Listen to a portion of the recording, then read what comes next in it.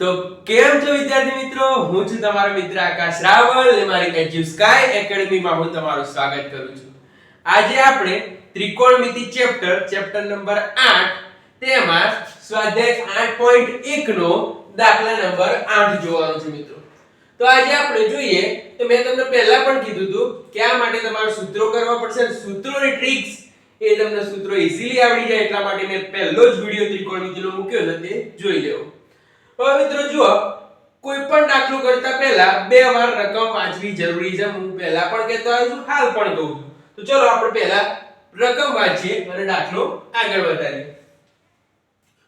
તો જુઓ શું કહે છે કે જો 3 cot a બરાબર 4 હોય તો, એવું કહે છે કે ભાઈ 3 cot a બરાબર 4 હોય તો, બરોબર, તોડીને રકમ વાંચીએ. તો જો તમને અંદર આપેલું છે કે ભાઈ 3 cot a એટલે 3 cot a એટલે 3 cot a કહેવાય મિત્રો, બરાબર શું કે 4, આવું તમને આપેલું છે. તો જે આ 3 ખરા એ નીચે જતા રહેશે મિત્રો, તો 3 નીચે જતા રહે તો cot a બરાબર 4/3 થાય. હવે તમે જો cot a બરાબર 4/3 થાય તો cot નું સૂત્ર મૂકીએ મિત્રો. તો cot નું સૂત્ર થઈ જશે cot a બરાબર સામેની બાજુ ના શું થશે, પાછળની બાજુ ભાગ્યા સામેની બાજુ, આવું સૂત્ર થશે. સૌપ્રથમ આપણે શું કરવાનું, એક કાટકોણ ત્રિકોણ પણ દોરી લેવાનું સૂત્ર સાથે સાથે. એમાં તમારે એ જો a બિંદુ નામ આપો, આનું નામ આપો b અને આનું નામ આપો c. તો જો cot a એટલે મિત્રો શું થશે, તો જો આ થીટા આપણો શું થઈ જવાનો, a, થીટા ની જગ્યાએ કોણ જઈએ a, તો આપણો થીટા થઈ ગયો. હવે cot a એટલે પાછળની બાજુ. તો મેં તમને કીધું હતું કે જે 90 ડિગ્રી હોય એની સામેની બાજુ હંમેશા કર્ણ થાય, બરોબર. એ કોઈ દિવસ સામેની બાજુ અથવા પાછળની બાજુ બનતો નથી. હવે ધ્યાન આપો, આ થીટા છે એ થીટાની સામેની બાજુ તો BC થઈ ગઈ એટલે આ તમારી સામેની બાજુ થઈ. અને એ જુઓ આ થીટાની પાછળની બાજુ એટલે AB થઈ ગઈ એટલે આ તમારી પાછળની બાજુ કહેવાય મિત્રો. હવે તમે જુઓ તો તમને cot a બરાબર શું છે, પાછળની બાજુ કઈ થઈ, તો જો પાછળની બાજુ તમારી જો હું લખું છું cot a બરાબર પાછળની બાજુ ભાગ્યા સામેની બાજુ, તો થીટાની પાછળની બાજુ થઈ ગઈ AB બરાબર, હવે થીટાની સામેની બાજુ કીધું છે જો ભાગ્યા સામેની બાજુ, એવું લખો તો સામેની બાજુ થઈ ગઈ તમારી BC. અને cot a ની વેલ્યુ તમને આપેલી છે 4/3. તો AB ની વેલ્યુ થઈ જશે મિત્રો 4 અને BC ની વેલ્યુ થઈ જશે મિત્રો તમારી 3. તો એ જુઓ તમારી 4 અને 3 એ તમારી AB અને BC ની કિંમત મળી ગઈ. મેં તમને આ ચેપ્ટર ની અંદર પહેલા કીધેલું છે કે જો બે બાજુનું માપ મળી જાય તો ત્રીજી બાજુનું માપ આપણે શોધી જ નાખવાનું. તો શોધવા માટે આપણે લખીએ પાયથાગોરસ મુજબ, એટલે પાયથાગોરસના પ્રમેય મુજબ. તો પાયથાગોરસનો પ્રમેય એવો હતો કે ભાઈ કર્ણનો વર્ગ એટલે એ કર્ણ તરીકે AC² છે વત્તા એક બાજુનો વર્ગ એટલે AB² વત્તા બીજી બાજુનો વર્ગ એટલે BC² થવાનું મિત્રો. હવે AC² એ તમારે શોધવાનો છે એટલે એમનો એમ AB ની વેલ્યુ કેટલી છે, તો કે સાહેબ 4 નો વર્ગ વત્તા BC ની વેલ્યુ છે 3 નો વર્ગ. તો જો 4 નો વર્ગ એટલે થઈ જશે 16 વત્તા 3 નો વર્ગ થઈ જશે 9 અને એ શું થઈ જશે AC². હવે જો મિત્રો અહીંયા વર્ગ મારે કાઢવો હોય બંને બાજુમાં તો AC બરાબર વર્ગમૂળમાં 16 ને પ્લસ 9 એટલે કેટલા થઈ જશે 25. તો તમને અહીંયા AC ની વેલ્યુ મળી જશે મિત્રો. તો તમને AC ની વેલ્યુ મળી ગઈ કેટલી થઈ જશે 25 નું વર્ગમૂળ કરતા 5. તો જો અહીંયા AC બરાબર તમને 5 એકમ મળી ગયું. તો AC ની વેલ્યુ આવી ગઈ 5. તો અહીં હું 5 લખી નાખું છું. હવે મિત્રો તમને ત્રણેય બાજુનું માપ મળી ગયું. તો આગળ તમે રકમ વાંચો તો તમને જુઓ શું કહે છે 1 - tan² a upon 1 + tan² a બરાબર cos² a - sin² a છે કે નહીં એ આપણે ચકાસવાનું છે. તો એ માટે આ તમારે ચકાસવા માટે શું કરવું પડે, એક tan વિધેય શોધવો પડે, બીજો cos શોધવો પડે અને ત્રીજો sin વિધેય શોધવો પડે. તો શોધવા માટે આપણે જોઈએ તો એ લખવું પડે પહેલા કે tan વિધેય, તો tan a બરાબર સૂત્ર શું થશે તો tan નું સૂત્ર થાય સામેની બાજુ ભાગ્યા પાછળની બાજુ. તો tan a ની સામેની બાજુ કઈ થવાની મિત્રો? તો સામેની બાજુ થઈ જશે BC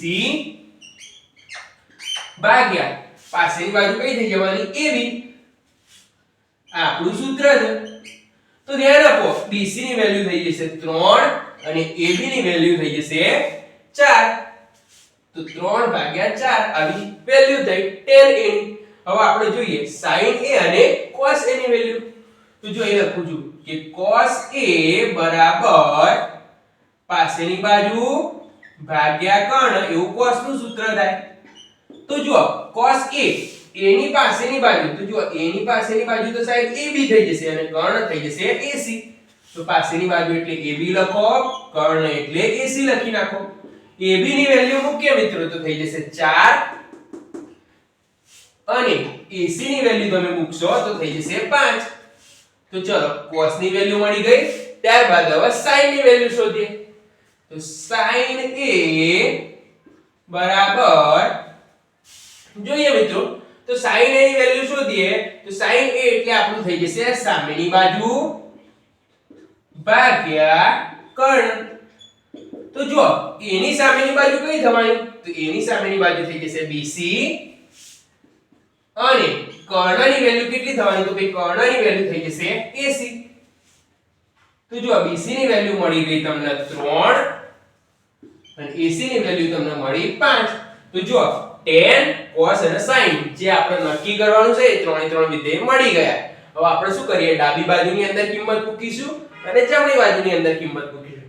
તો જુઓ અહીંયા ડાબી બાજુ બરાબર, તો ડાબી બાજુમાં શું છે? 1 - tan square a ભાગ્યા 1 + tan square a.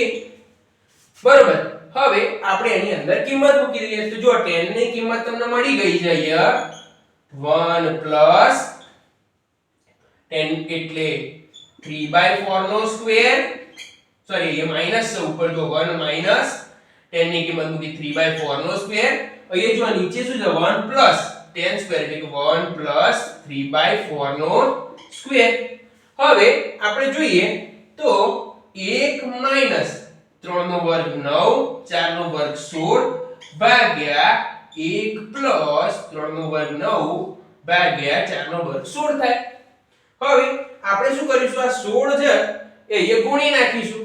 તો 16 ગુણી નાખો એટલે થઈ જશે જુઓ બરાબર 16 માઈનસ અહીંયા જુઓ કેટલા છે? 9 ભાગ્યા 16 અપોન અહીં 16 છે અહીંયા ઉમેરાઈ જશે એટલે 16 પ્લસ 9 ભાગ્યા 16. તો 16 16 કેન્સલ થઈ જવાના, કારણ કે અંશનો છેદ અને છેદનો છેદ કોમન હોય તો ઉડી શકે એટલે ભાગી શકાય. તો જો ઉડી ગયા તો જો 16 માંથી 9 જશે એટલે 7 અને 16 ની 9, 16 ની અંદર 9 એડ કરશો તો થઈ જશે 25. તો આ તમારો ડાબી બાજુ મળી. હવે આપણે જમણી બાજુ જોઈએ. તો જમણી બાજુ એટલે કે જબા બરાબર શું છે સૂત્ર? cos2a minus sin2a. તો જુઓ મિત્રો cos a, તો cos a ની કિંમત કેટલી હતી? 4/5, પણ ઉપર કેટલા છે? સ્ક્વેર. તો એ જો 4/5 અને ઉપર મૂકી દે સ્ક્વેર માઈનસ sin ની કિંમત શું છે? 3/5 અને એના ઉપર સ્ક્વેર. 3/5 ભાગ્યા સ્ક્વેર એટલે કે સોરી ઉપર મૂકી દીધો સ્ક્વેર. તો ચલો 4/5 એટલે 4 નો વર્ગ થઈ જશે 16 ભાગ્યા 25, 5 નો વર્ગ 25 માઈનસ 3 નો વર્ગ થઈ જશે 9 ભાગ્યા 5 નો વર્ગ થઈ જશે 25.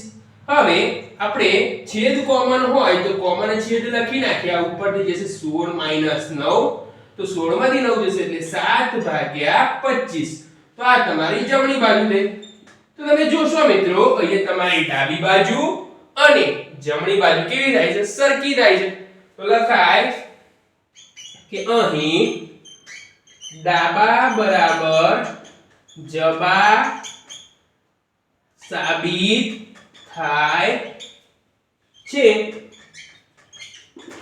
તો આમ મિત્રો અહીંયા તમારો આ જે દાખલા નંબર 8 છે એ પૂરો થાય છે. આની અંદર કોઈ પણ જાતની ક્વેરી હોય અથવા ગણિતના કોઈ પણ ચેપ્ટરમાં કોઈ ક્વેરી હોય તો વિડિયોની લાસ્ટમાં જે મારો મોબાઈલ નંબર છે તેના ઉપર તમે સંપર્ક કરી શકો છો.